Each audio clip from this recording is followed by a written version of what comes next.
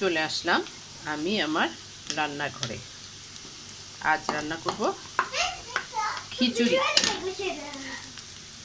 খিচুড়ি সবজি দিয়ে একটু নরম করে খিচুড়ি।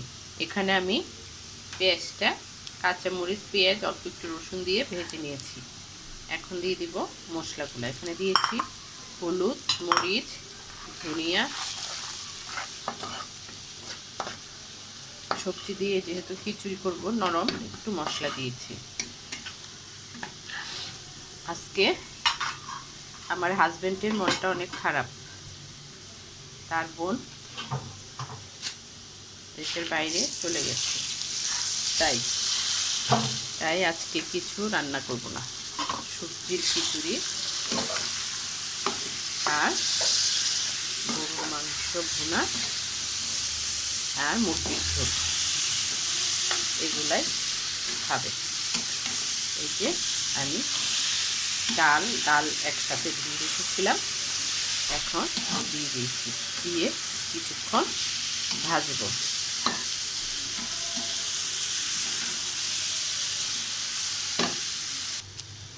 আমার চালটা ভাজা হয়ে গেছে।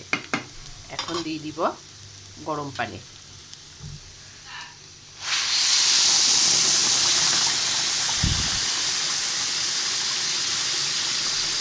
এটা একটু নরম,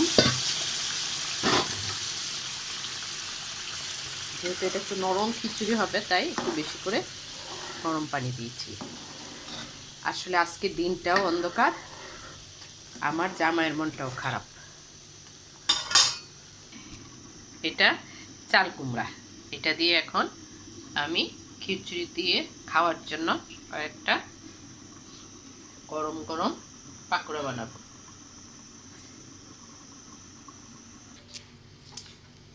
হয়ে গেছে আমার সবজির নরম নরম খিচুড়ি। সবজির এখানে দিয়ে দিব এখন ধনিয়া পাতা, কাঁচামরিচ আগেই দিয়ে দিয়েছিলাম। দেখেন কি সুন্দর হয়েছে আমার সবজির খিচুড়ি। সবজির খিচুড়ি আজকে আসলে আমার জামাইয়ের মনটা অনেক খারাপ। তার বড় বোন 6 মাসের জন্য চলে গেছে, এর জন্যই তার মনটা খারাপ। রাতে ঢাকায় গিয়েছিল, সকালে বোনকে এয়ারপোর্টে উঠিয়ে দিয়ে তারপরে চলে আসছে। তাই চিন্তা করলাম আজকে দুপুরবেলা বাহিরেও বৃষ্টি, আমার জামাইয়ের মনটাও খারাপ, এর জন্য সবজির নরম নরম খিচুড়ি রান্না করলাম।